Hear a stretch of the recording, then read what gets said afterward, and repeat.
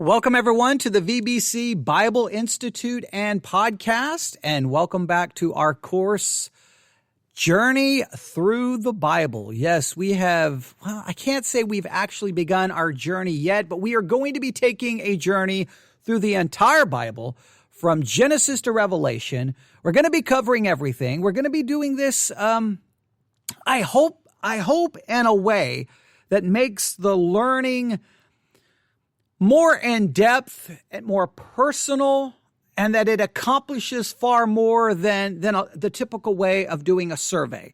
We're doing some survey ideas where we're doing overviews, like I did kind of an overview of the Bible. We're currently in an overview of Genesis. We'll be talking more about where we are in a minute. But once we get into the text, there will be some survey aspects to it, but at other times it will be very different than a typical survey. So I'm hoping that as we take this journey, that it's going to be beneficial. At times it's going to be very devotional. Sometimes it may be very sermon-like. Sometimes it may be very much like me not really teaching you as much as saying, hey, look at this. Go figure it out. Let me know what you think. There's going to be lots of times where you're going to be put in the driver's seat to figure it out. Sometimes you're just going to be presented with questions and problems. So I don't know. I have all kinds of different ideas in my head. I hope that you're just patient and willing to learn. I think if you're humble, willing to learn, and patient, that this will prove to be something of great benefit. I truly believe that. Put it this way. I know this. It's going to be something that requires great work on my part. And so I hope that people out there will benefit from it. Of course, there's things you can do to help. Share this with anyone. And anyone you know who could possibly want to learn more about the Bible. And again, if you listen if you have an Apple device, go to podcast on Apple, to the little podcast app on your Apple device, and leave a rating and a review for this podcast. And if you can rate or write a review for this podcast anywhere else on any other app you're using, please, click the stars, whatever you can do, write a review, anything you can do, because literally that's how podcasts get noticed. And when you're trying to do a Bible Institute podcast and you're putting forth all the effort that's required to teach courses, yeah, you definitely want a lot of people to tune in. I can tell you that. You definitely do so. So anything you can do to help would be great. Now, all right, where are we? Well, we're at the staging facility. And now I know a couple of times we get in the airplane or a helicopter and we fly over, and we're going to get back in the helicopter in a minute and kind of do another flyover. And I know we've flown over the entire area we're going to be taking our journey into. We've looked at the Old Testament. We've looked at the New Testament. We've kind of viewed this as lands, where in the middle there's this big body of water called the intertestament period. We've talked about that in each area in the Old Testament, in that land of the Old Testament, there's all these little territories, individual books, and that each of these books represent really different terrain, a whole different mindset. We've talked about all of that in our overview of the whole Bible. And then last time that I was with you, now we've been playing supplemental material from Dr. J. Vernon McGee and his guidelines program. But in our last that I taught, the last lesson that I taught, an overview of Genesis part 1, we really introduced the book of Genesis, gave you some very important information. And there's a lot. I could go back and try to review all of that, but I'm going to leave it to you to go back and review. But my goal today is to kind of get back in that helicopter, and we're going to do an overview of the entire book by offering up an outline of the entire book. All right. Now, there's a lot of things I would like to say here, a lot of things that I would love to do, but if I'm not careful, I'll get into actually teaching parts of Genesis, and I don't want to do that because this is just a flyover. And then when we get into the text, we're going to go into the text, and hopefully we're going to benefit greatly from it. So let's do an outline. Are you ready? To the book of Genesis. So let's get in that helicopter, and we're going to do a flyover. And again, sometimes I think outlines are of great significance. Sometimes I don't know how much they help people, but hopefully this will help people. All right. Are you ready? I got my outline right here. Here we go. The book of Genesis. We are going to take this. Now think of it, the Old Testament as a land in and of itself, right? We've got the whole land of the Old Testament and all those things. And we got this territory of Genesis, and we're going to kind of break this territory into two major sections, and in each section is going to have 4 parts, all right? So let's go through this. The book of Genesis. We're going to break this down. How do we want to do this? We're going to break Genesis into 2 major categories here, right? We're going to do it this way. We're going to break it. Okay, this is what we'll do. I'm rewriting my outline as I'm speaking to you, but that's okay because I've taught Genesis multiple times, and then when you get ready to teach it again, you're like, well, maybe I could change it up a little bit. And now I'm thinking that I could. So this is what we're going to do. Think of the book of Genesis, all right? Think of the book of Genesis, and think of the book of Genesis as having 2 major parts. And then those 2 major parts are going to be broken down into 4 sections each. So let's start with the first major part of Genesis. The first major part, we're going to call the first major part 4 major events. 4 major events. All right? 4 major events. And this is going to take us from chapter 1 to chapter 11. 4 major events. Chapter 1 to chapter 11.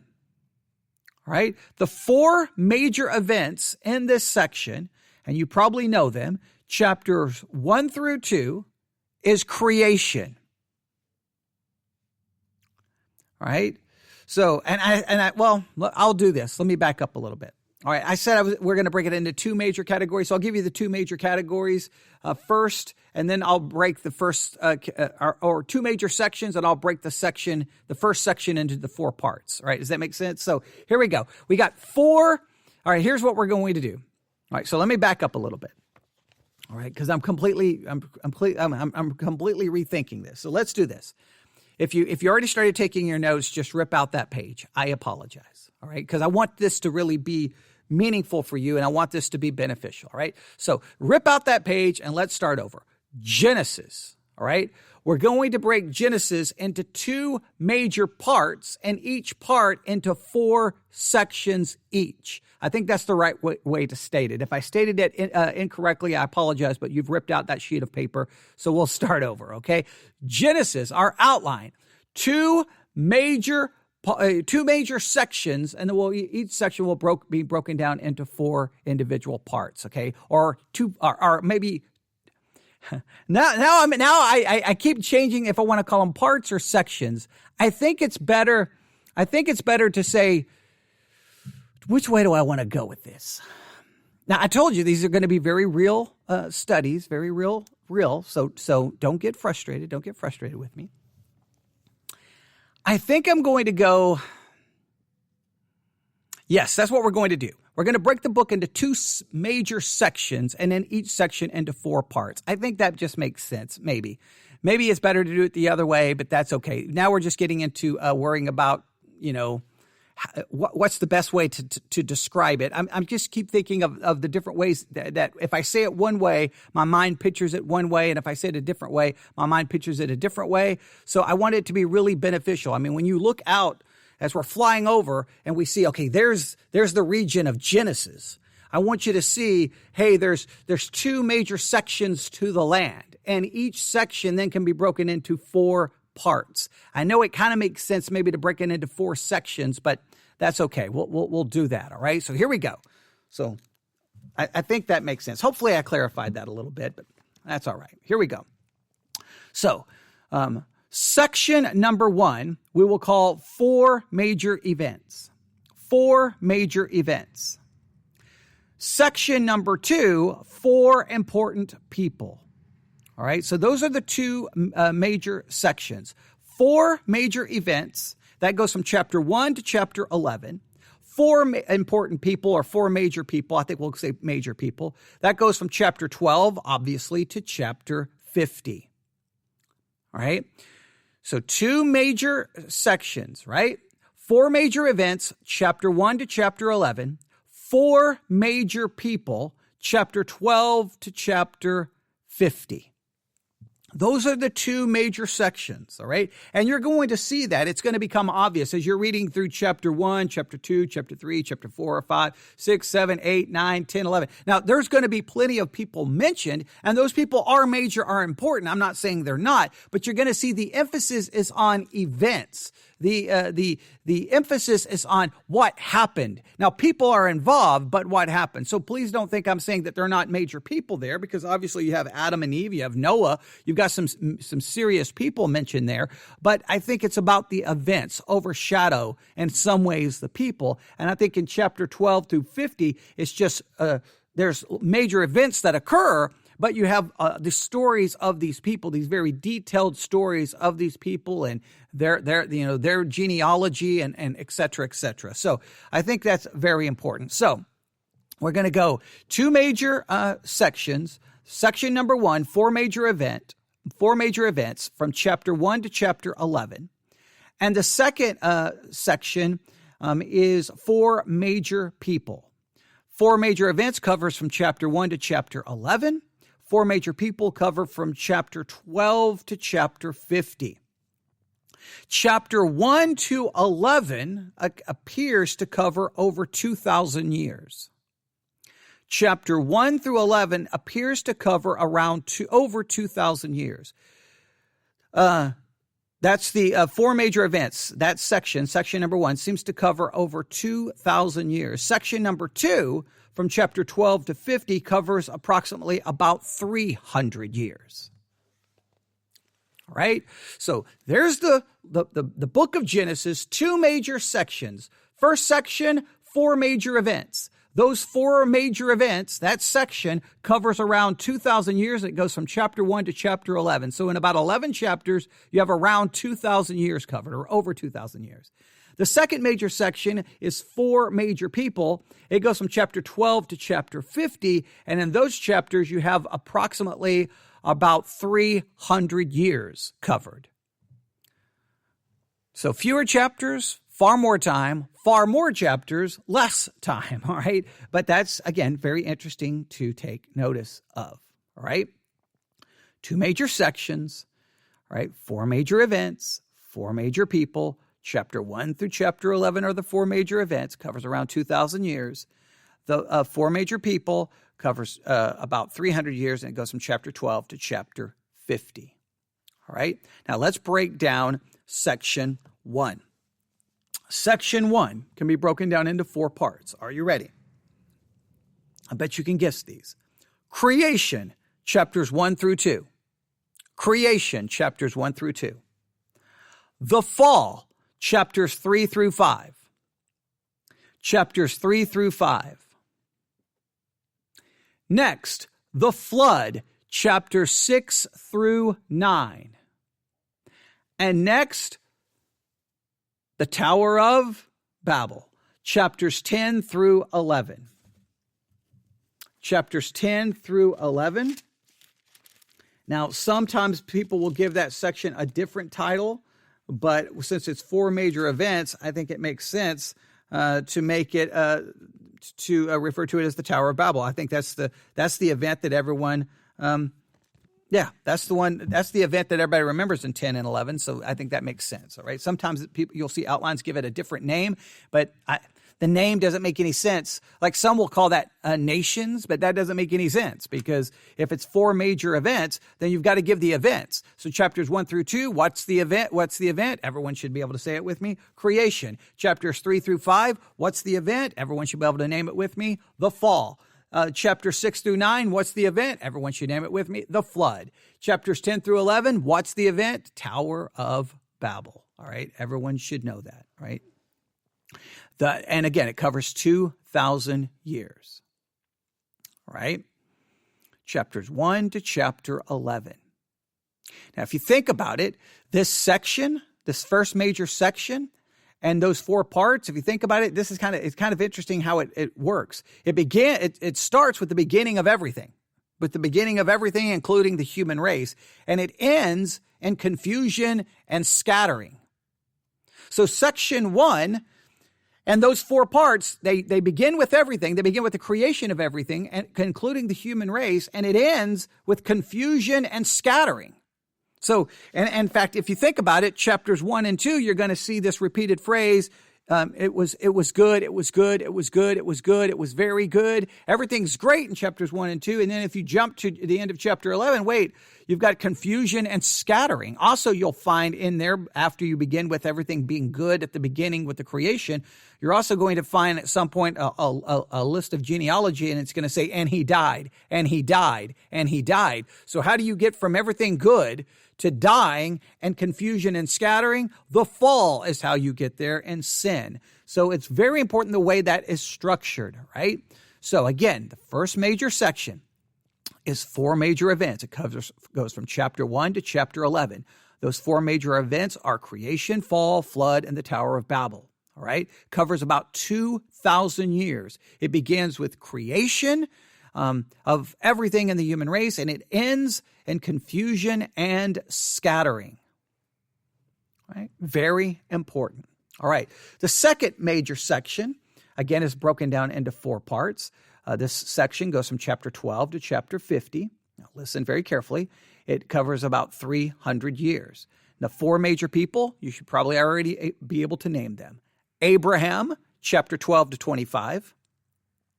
Abraham, chapter 12 to 25. Isaac, chapter 26 through 27. Jacob, chapter 28 through 36. Joseph, chapter 37 through 50. I'll read that again. Abraham, chapter 12 through 25. Isaac, chapter 26 through 27. Jacob, chapter 28 through 36, Joseph, chapter 37 through 50. Let me give that to you one more time. The second section here of Genesis, 4 major parts, or this section is called 4 major people. It's broken into 4 parts, and the 4 parts are Abraham, chapter 12 to 25, Isaac, chapter 26 through 27, Jacob, chapter 28 through 36, Joseph, chapter 37 through 50. Now, this section kind of begins, it's the beginning of the chosen race. It's the beginning of Israel. It's the beginning of the Hebrews. It's the beginning of God's chosen people, right? That kind of begins with the call of Abraham in chapter 12 and all the covenant that's made with him. How does this section end? Well, this section ends basically, ultimately, it's going to end in bondage in Egypt. It's going to end up in Egypt and bondage. That's where it's going to end up, which is interesting. How do you start with the chosen people of God, and you end up in bondage? That's kind of interesting. All right.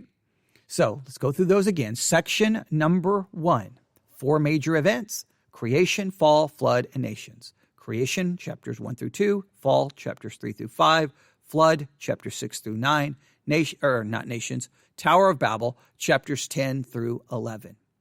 All right, covers about 2,000 years, begins with creation and the beginning of everything in the human race, and it ends in confusion and scattering. The second major section covers 4 important people, or 4 major people. It covers about 300 years. The 4 major people are Abraham, discussed in chapter 12 through 25, Isaac, chapters 26 through 27, Jacob, chapters 28 through 36, Joseph, chapters 37 through 50. Again, covers about 300 years. Begins with the chosen race, begins with the God's chosen people, and it ends in bondage in Egypt. All right. So it's interesting. Both sections start with something positive and good, and then it kind of ends in a negative way. And it's kind of interesting the way that works out. Now, as you're going through the book, there's at least 2 key words and phrases that you need to be aware of. The first one is obvious.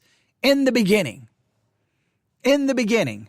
That's a key word, a key phrase you need to know. A key phrase you need to know. And another one, very important, and we looked at it last time, is this idea of generations. Of generations. I'm not going to go review that, but you'll have, this entire section that gives you, these are the generations, these are the generations, these entire sections that are broken up. In fact, you can divide the book up that way. You could outline the book that way, but we took a different approach. All right, there you have it. 2 major sections. Section 1, 4 major events: creation, fall, flood, nations. Begins with the creation of the human race, ends in confusion and scattering, covers about 2,000 years. The second major section, 4 major people, Abraham, Isaac, Jacob, and Joseph, begins with the chosen race, ends in bondage in Egypt, covers about 300 years. Key words, key phrases: in the beginning and generations. That is what you need to be aware of there. All right? Okay. There's some more I want to do there, but I want you just to at least have that outline. I apologize for that struggling there at the beginning, but I was really trying to figure out what's the best way to do that. Do we say 2 major parts? Each has 4 sections. I know you're saying, well, it doesn't really matter. It was mattering in my mind because I was trying to think about, two major sections, 4 parts. I think that works pretty good. I think so. You could probably argue that I'm maybe using the terms incorrectly, but I'm trying my best to describe it in a way that really you can grab hold of, right? Here's the book of Genesis, right? Here's the book of Genesis. There's 2 major sections, 4 events. So when the book is over, you need to know those 4 events. You need to know what happened. And sometimes knowing those 4 events, I want you to understand, there is great debate about those 4 events. Just think about it. Creation. You can already tell me all the debates about creation, right? Was it 6 literal 24-hour days? Or did it cover, should we take the idea there of first day, second day as not being literal days, and it's describing a large period of time in which we do not know?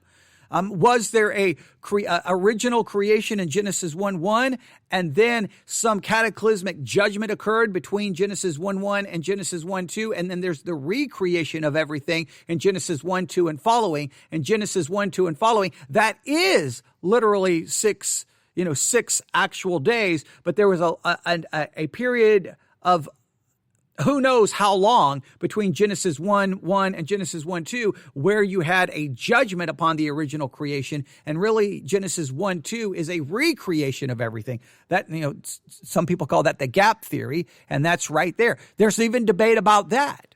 So was it 6 literal 24-hour days? Are days not actual literal and they represent long periods of time? Or was there an original creation in Genesis 1:1? There was some massive judgment that happened between Genesis 1:1 and Genesis 1:2. And starting in Genesis 1:2, you have a recreation of everything. There's major dispute right there. Now, when it comes to the fall, there can be lots of arguing about that. All right. When it comes to the flood, all kinds of debates about that. About these, hang on, let me go to it.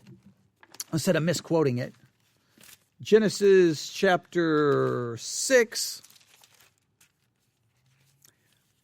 Genesis chapter 6, verse 1, and it came to pass when men began to multiply on the face of the earth and daughters were born of them, that the sons of God saw the daughters of men, that they were fair, and they took them wives of all which they chose. Who are the sons of God? Some people believe they're fallen angels, right? Or angels who fall because of what they do, and they begin to have physical relations with the daughters of men. And ultimately, some say that's why everything was ultimately destroyed.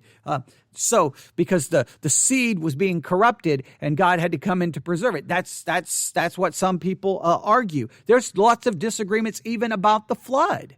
So you have 4 major events. Creation, the fall, the flood, and the Tower of Babel. And you have had major disputes and debates throughout church history over those 4 things, over those 4 events. So we want to definitely know them. We want to be aware of all the controversies. And trust me, we're not going to be able to answer all and satisfy all the different perspectives that people have on those first 11 chapters. Then we get to Abraham and the Abrahamic covenant. There's lots of dispute about how to understand the Abrahamic covenant. There's lots of dispute about that. And there's going to be plenty of things to struggle with from chapter 12 through chapter 50. But at least you have the ability to say, okay, here are the 2 sections. Events, people. Events, people. So when I'm reading 1 through 11, I'm focusing on the events. What can I learn from the events? Here are the people, 12. What can I learn from the people? All right. And again, there's events in both sections. There's people in both sections. No one is denying that. I'm just trying to give you a way to maintain it. All right. So know those sections, know those parts. Know those parts. Know what chapters they cover. Know what period of time is being covered. About over 3,000 years. Or 2,000. Well, hang on. Let me look at my notes. I don't want to give you the wrong amount of time. 2,000 years, not 3,000 years. 2,000 years and 300 years. Note that. Understand the time periods being covered. Let that help you understand what's going on and trying to perceive it. Having that overview of really that territory of Genesis gives you something to kind of, all right, because at times when we're journeying through, you can kind of get lost and forget the overall structure and the overall scheme, which can be detrimental to understanding the book. Because here's the thing. Through I'm going to drive this point home. Through every book of the Bible, when you're wandering through the verses, right? Each verse, there's going to be things in those verses that are difficult to understand, and sometimes there's a million questions and there's a million debates. Sometimes what's good is, like, instead of trying to argue going, this is the answer, pull back and go, wait, what is this teaching me as far as the overarching purpose and plan of the book? What is this book trying to tell me? Well, clearly this book is trying to teach us about the beginning of everything, right? And it's clearly trying to teach me about the beginning of God's chosen people, correct? So how does it fit into that overarching theme, that overarching plan?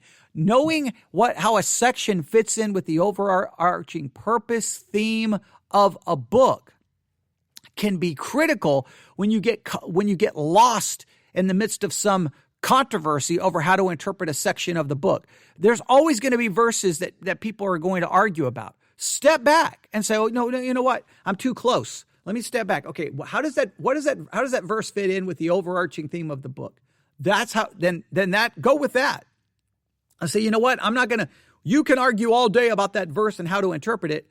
I just know that verse has to fit into the overarching theme of the book. Here's the overarching theme of the book, so I can at least take that from the verse or from that passage and not get caught up in not being able to answer every question. You've got to remember that, because you'll have Christians just argue and argue and argue. For example, here's a good example.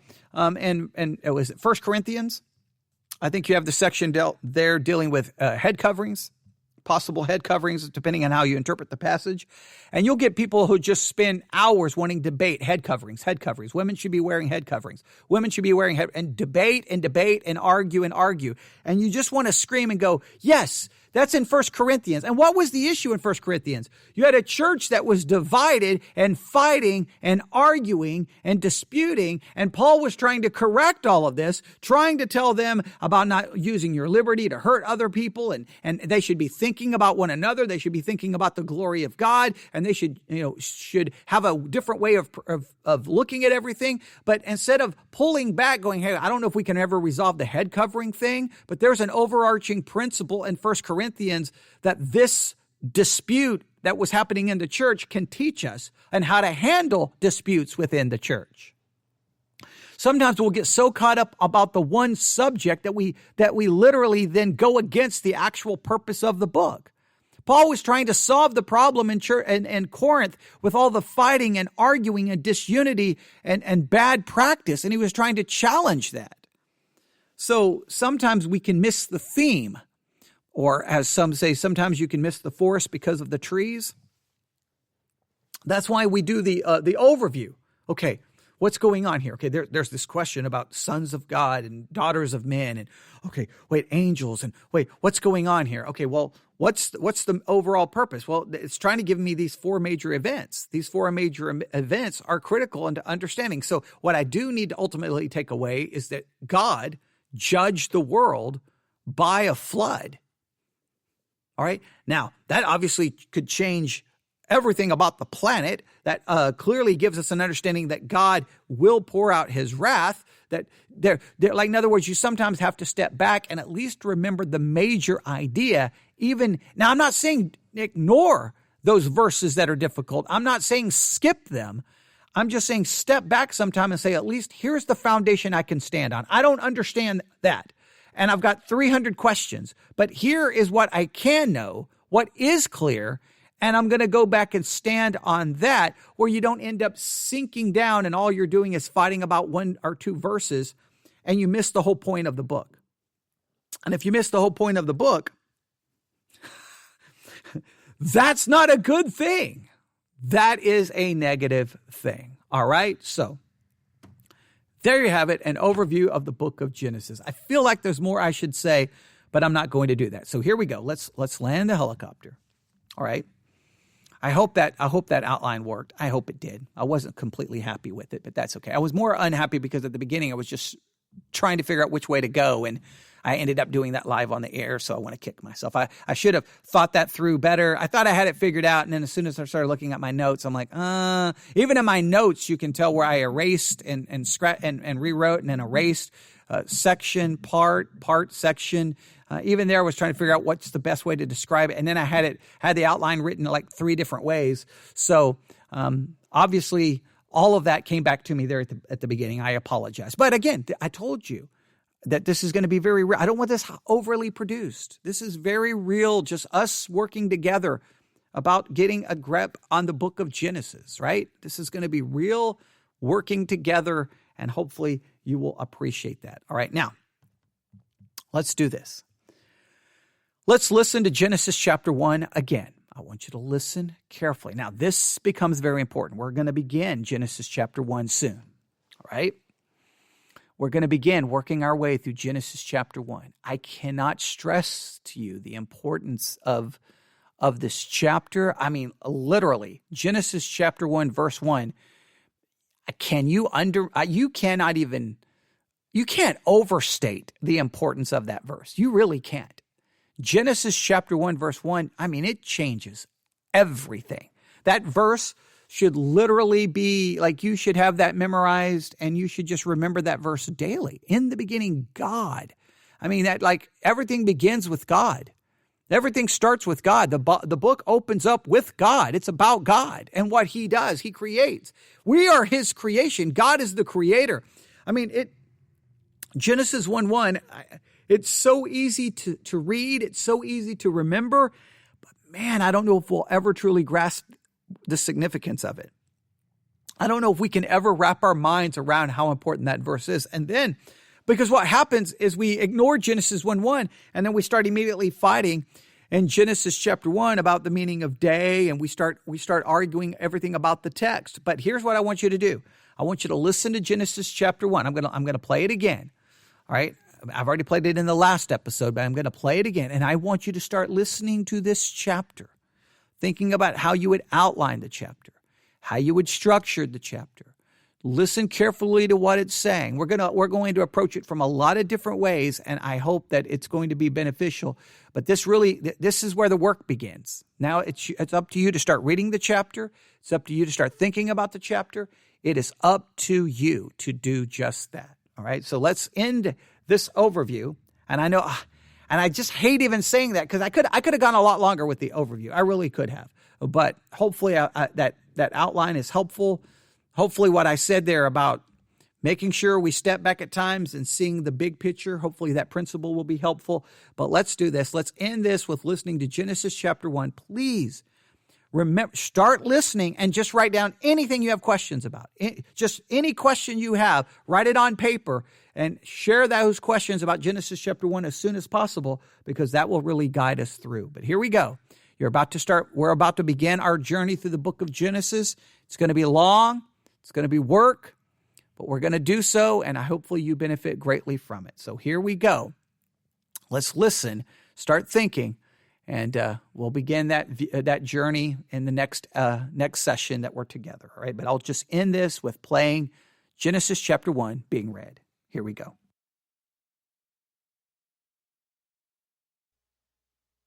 The first book of Moses, called Genesis, chapter 1. In the beginning God created the heaven and the earth. And the earth was without form and void, and darkness was upon the face of the deep. And the Spirit of God moved upon the face of the waters.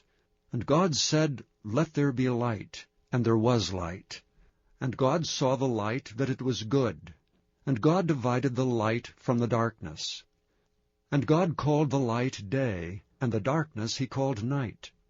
And the evening and the morning were the first day. And God said, Let there be a firmament in the midst of the waters, and let it divide the waters from the waters. And God made the firmament, and divided the waters which were under the firmament from the waters which were above the firmament. And it was so. And God called the firmament heaven. And the evening and the morning were the second day. And God said, Let the waters under the heaven be gathered together into one place, and let the dry land appear. And it was so. And God called the dry land earth, and the gathering together of the waters called he seas. And God saw that it was good. And God said, Let the earth bring forth grass, the herb yielding seed, and the fruit tree yielding fruit after his kind, whose seed is in itself upon the earth. And it was so. And the earth brought forth grass, and herb yielding seed after his kind, and the tree yielding fruit, whose seed was in itself after his kind. And God saw that it was good. And the evening and the morning were the third day. And God said, Let there be lights in the firmament of the heaven, to divide the day from the night, and let them be for signs and for seasons, and for days and years, and let them be for lights in the firmament of the heaven, to give light upon the earth. And it was so. And God made 2 great lights, the greater light to rule the day, and the lesser light to rule the night. He made the stars also. And God set them in the firmament of the heaven, to give light upon the earth, and to rule over the day and over the night, and to divide the light from the darkness.